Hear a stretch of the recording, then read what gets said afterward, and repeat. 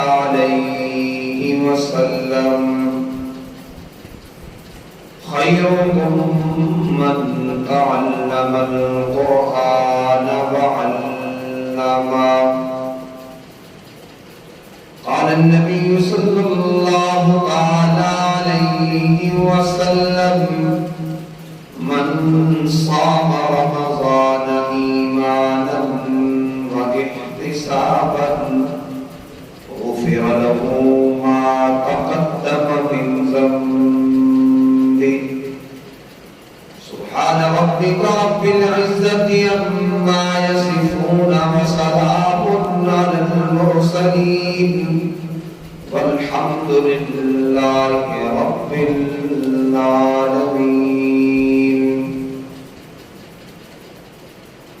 شوق اور ذوق کے ساتھ ثواب کی نیت سے نماز والا درود پاک پڑھیں. اللهم صل على محمد وعلى آل محمد كما صليت على إبراهيم وعلى آل إبراهيم إنك حميد مجيد. اللهم بارك على محمد وعلى آل محمد كما باركت على إبراهيم وعلى آل إبراهيم إنك حميد مجيد.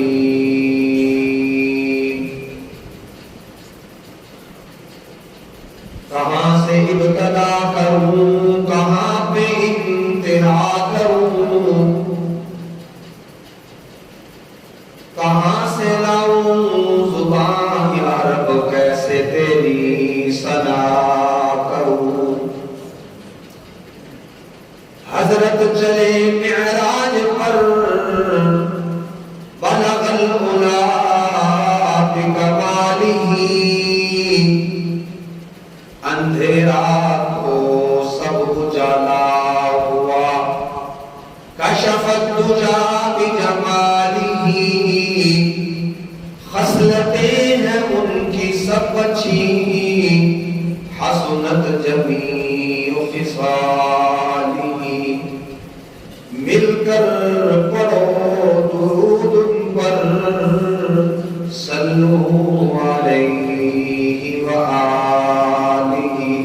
پڑھو بھیا، مل کر پڑھو درود ان پر، صلو علیہ وآلہ. بے زبانوں کو جب وہ زبان دیتا ہے، سمجھ آ رہی ہے بات؟ جن کو سمجھ آ رہی ہاتھ کھڑا کریں. ماشاءاللہ توجہ. بے زبانوں کو جب وہ زبان دیتا ہے، پڑھنے کو پھر وہ قرآن دیتا ہے. بخشنے پہ آئے جب امت کے گناہوں کو، تحفے کے پھر وہ گناہگاروں کو رمضان دیتا ہے. کتابوں میں جو افضل ہے اسے قرآن کہتے ہیں. کتابوں میں جو افضل ہے اسے قرآن کہتے ہیں. اسے جس نے اتارا ہے اسے رحمان کہتے ہیں. سجا لیے جس نے اپنے سینے میں اس کے 30 پاروں کو، زمانے بھر میں پھر اس کو حافظ قرآن کہتے ہیں. انتہائی واجب الاحترام بزرگوں، عزیز ساتھیوں، بالخصوص حضرت مولانا قاری شفقت محمود صاحب دامت برکاتہم، آج ایک بار پھر 28ویں شب بروز منگل بمطابق 18 اپریل 2023 عیسوی کو بعد از نماز تراویح جامع مسجد النور ڈیفنس ویو گارڈن جوہر آباد کی سالانہ تقریب میں جمع ہیں. نہ معلوم ہم میں سے کون کون آئندہ سال ہوگا اور کتنے ایسے خوبصورت چہرے تو پچھلے سال تو اس وقت موجود تھے لیکن آج منو مٹی کے نیچے پڑے ہوئے اور دعا کے طالب ہیں۔ اللہ سے یہ دعا ہے کہ اللہ تعالیٰ ہمیں صحیح معنوں میں قرآن سنت کے مطابق زندگی گزارنے والا بنا دے۔ ہم سب یہاں جمع ہیں، مقصد کیا ہے؟ توجہ ہے؟ مقصد کیا ہے؟ اللہ کی رضا۔ مقصد کیا ہے؟ اللہ کی رضا۔ اس خالق مالک رازق کو راضی کرنا مقصود ہے کہ اللہ کو کوئی ادا میری پسند آ جائے اور میرا یہ عمل جنت میں جانے کا ذریعہ بن جائے۔ حدیث پاک میں آتا ہے جناب نبی کریم صلی اللہ علیہ وسلم نے ارشاد فرمایا خیرکم من تعلم القرآن وعلمہ، کہ تم میں بہترین شخص وہ ہے جو قرآن پڑھتا ہے اور پڑھاتا ہے، جو خود قرآن سیکھتا ہے اور اوروں کو سکھاتا ہے۔ کس نے ارشاد فرمایا؟ آقا نامدار محبوب کبریا جناب محمد رسول اللہ صلی اللہ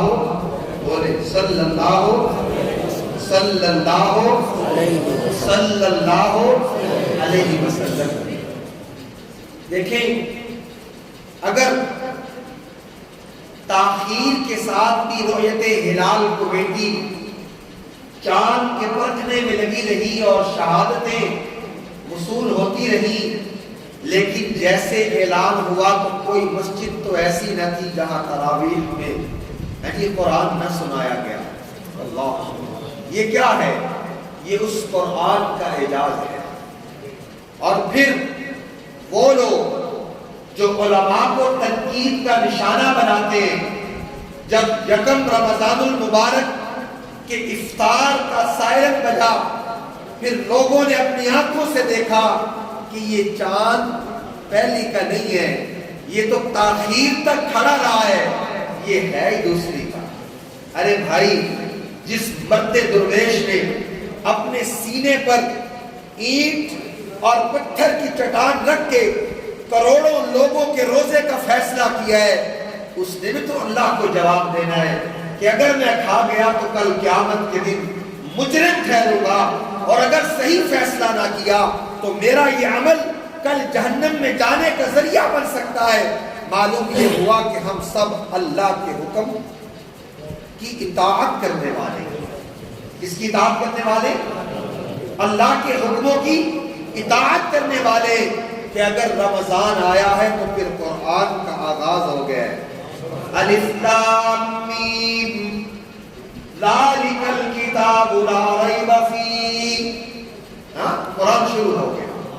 اور پھر کسی نے سوا پارہ پڑھا، کسی نے کہا جی آج پہلی رات ہے چلو آدھا پڑھ لیتے ہیں، کسی نے کہا نہیں پوری منزل 1.5 پارہ پڑھنی ہے۔ لیکن الحمدللہ آج تقریباً 28 رات ہے مملکت سعودی عرب میں بھی اور ہمارے پاکستان میں بھی برابر روزے چل رہے ہیں۔ تو اس سال الحمدللہ اللہ کا یہ فضل اور کرم اور عنایت ہے کہ اللہ نے اس امت کو پھر آپس میں جمع کیا، اور ہمیشہ اللہ سے یہ دعا کرے کہ اللہ ہمیں آپس میں جمع رکھے، اتحاد نصیب فرما دے۔ دیکھیں باتیں تو بڑی ہیں کرنے کی، لیکن میں بطور برکت چند باتیں عرض کر دیتا ہوں تاکہ اصل بات تو بڑے آ کر کریں گے۔ میں صرف یوں ہی کہوں گا کہ یہاں ایک چھوٹا سا مدرسہ قائم کیا گیا ہے، کس لیے کہ آپ اپنے بچوں کو قرآن کی درسگاہ میں بٹھا دیں۔ یہ وہ جگہ ہے، یہ وہ جگہ ہے، یہ اس اصحاب صفہ چبوترے کی ایک شاخ ہے کہ جو مسجد نبوی کے بالکل عقب میں یہ اتنا اونچا تقریباً وہ چبوترا ہے جہاں بیٹھ کر میرے محبوب صلی اللہ علیہ وسلم صحابہ کو قرآن پڑھایا کرتے ہیں۔ صحابہ کو حدیث پڑھایا کرتے تھے۔ علماء نے لکھا ہے کہ اگر چند ایسے صحابہ جنہوں نے سب سے پہلے قرآن حفظ کیا ان کا نام دیکھا جائے، حضرت عثمان بن عفان کا نام نمایاں نظر آتا ہے، حضرت علی رضی اللہ تعالیٰ عنہ کا نام نظر آتا ہے، حضرت ابی بن کعب رضی اللہ تعالیٰ عنہ کا نام نظر آتا ہے، حضرت ابو درداء رضی اللہ تعالیٰ عنہ کا نام نظر آتا ہے۔ اگر حافظہ صحابیات میں نام دیکھا جائے تو حضرت حفصہ کا، حضرت عائشہ صدیقہ رضی اللہ تعالی عنہا کا، اور اگر قاری قرآن صحابہ کا نام دیکھا جائے تو نابینا صحابی حضرت عبداللہ ابن ام مکتوم کا نمایاں نام نظر آتا ہے۔ تو قرآن ایسی کتاب ہے جو اپنا تعارف کرانے سے قاصر نہیں ہے۔ دنیا کی کوئی کتاب اپنا تعارف نہیں کروا سکتی۔ اللہ نے یہ قرآن کو اعجاز عطا کیا ہے کہ وہ قرآن اپنا تعارف خود کرواتا ہے۔ میں اور آپ کتنے لوگ بیٹھے ہیں، کم از کم 100 سے تو زیادہ ہے۔ اللہ میں یوں کہوں کہ آپ یہ بتائیں قرآن مجید کے علاوہ قرآن کے اور کتنے نام ہیں؟ کوئی بتا سکتا ہے؟ نہیں، اس لیے کہ ہمیں شوق نہیں، ہمیں ذوق نہیں ہے۔ ارے بھائی علماء نے لکھا ہے کہ 300 کے قریب نام ہے قرآن کے۔ کتنے؟ بولے یار کتنے؟ کتنے نام ہیں؟ 300 کے قریب، لیکن 5 نام مشہور ہیں: القرآن، الفرقان، الکتاب، التنزیل، الذکر، 5 نام۔ تو ان 5 ناموں کو اگر میں نے لیا ہے تو دلیل بھی تو دینی پڑے گی۔ قاف والقرآن المجید۔ نمبر 2 الفرقان، تبارک الذی نزل الفرقان۔ الکتاب، الف لام میم ذالک الکتاب۔ التنزیل، الف لام میم تنزیل الکتاب۔ اور الذکر، انا نحن نزلنا الذکر وانا لہ لحافظون۔ اے قرآن تو یہ بتا تجھے نازل کرنے والا کون ہے؟ تو قرآن یہ کہے گا وَإِنَّهُ لَتَنزِيلُ رَبِّ الْعَالَمِينَ۔ سمجھ آ رہی؟ وَإِنَّهُ لَتَنزِيلُ رَبِّ الْعَالَمِينَ، کہ مجھے نازل کرنے والا تو رب العالمین ہے۔ اے قرآن تو یہ بتا تجھے لانے والا کون ہے؟ تو قرآن کہے گا نزل بِهِ الروح الامین۔ اے قرآن تو کس ہستی پہ نازل ہوا؟ تو قرآن کہے گا نزل علی محمد صلی اللہ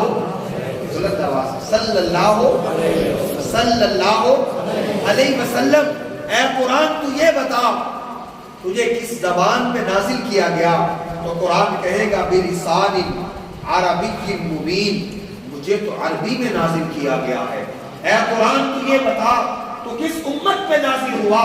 تو قرآن کہے گا کنتم خیر امت اخرجت للناس۔ اے قرآن اللہ کی کتنی مخلوقات ہیں، کئی مخلوقیں ہیں، ہوا میں پرندے اڑتے ہیں، صحراؤں میں ندی مچھلیاں ہیں، دریاؤں میں پتہ نہیں کیسی کیسی اللہ کی مخلوق ہے، زمین پر کیڑے بھی رینگتے ہیں، انسان بھی چلتے ہیں، درندے بھی چلتے ہیں، جانور چپائے بھی ہیں۔ اے قرآن تو یہ بتا اللہ نے کس مخلوق میں قرآن کو نازل کیا؟ تو قرآن کہے گا لَقَدْ خَلَقْنَا الْإِنسَانَ فِي أَحْسَنِ تَقْوِيمٍ۔ اللہ نے سب سے افضل مخلوق حضرت انسان کے اس قرآن کو نازل کیا ہے۔ اے قرآن تیرا شان بڑا اعلیٰ ہے، تیری مقام بہت زیادہ ہے، تیرا بلند مرتبہ بہت ہے، لیکن ہم نے اس قرآن کو پس پشت ڈالا ہوا ہے۔ اب قرآن کیا ہے؟ بس تاکوں میں سجایا جاتا ہے، آنکھوں سے لگایا جاتا ہے۔ ارے بھائی قرآن کا حق تو یہ ہے کہ قرآن کو زبان سے پڑھا جائے، ہاں قرآن کو زبان سے پڑھا جائے، اور جب قرآن کی تلاوت انسان کر رہا ہو ہاں تو پھر کیا ہوتا ہے؟ حدیث پاک میں آتا ہے کہ کل قیامت کے دن بھی اللہ تعالیٰ حافظ قرآن کو فرمائیں گے اے حافظ قرآن ادھر آ، تلاوت شروع کر، تلاوت کرتا جا، جنت کے درجوں پہ چڑھتا جا، جہاں تیری بناس ہوگی وہی تیرا مقام. کہو سبحان. جہاں تیری بناس ہوگی وہی تیرا مقام ہوگا. اللہ سے یہی دعا ہے کہ اللہ ہمیں قرآن کا خدمت گار بنا. اس مرد درویش نے یہ اللہ کا گھر تعمیر کیا تھا، اللہ اس کی قبر پہ کروڑوں رحمتیں نازل فرما دے. اور میں یہ اللہ سے دعا کرتا ہوں کہ ہم رہیں یا نہ رہیں، اس گھر کو قیامت کی صبح تک آباد اور شاد فرما دے.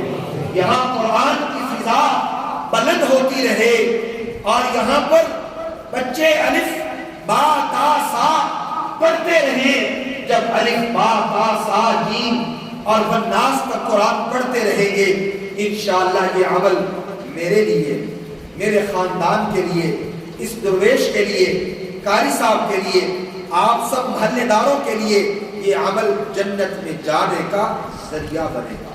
ایک بات بڑی اہم کرنے لگا ہوں. کل قیامت کا دن ہوگا، لوگ اس انتظار میں کہ فیصلہ ہو، لوگ جنت میں، لوگ جہنم میں.